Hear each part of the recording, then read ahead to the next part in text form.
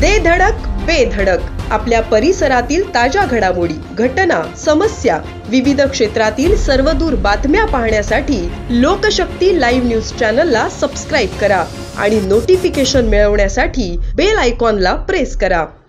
उरण नगर परिषद निवडणुकीत भाजप उमेदवारांनी प्रचारासाठी उर्दूमध्ये पत्रक छापल्याने नवा राजकीय वाद सुरू झाला आहे। या पत्रकांमध्ये भाजपला मतदान करण्याचं आवाहन उर्दू भाषेत करण्यात आले आहे। या घटनेनंतर मनसेने भाजपला लक्ष्य केले आहे। चिले यांनी भाजपच्या दुहेरी भूमिकेवर टीका केली। एका बाजूला मुस्लिमांना लक्ष्य करायचे आणि दुसरीकडे त्यांच्या मतांसाठी उर्दू पत्रक छापायची, हे भाजपचे कट्टर हिंदुत्व आहे का, असा सवाल त्यांनी उपस्थित केला।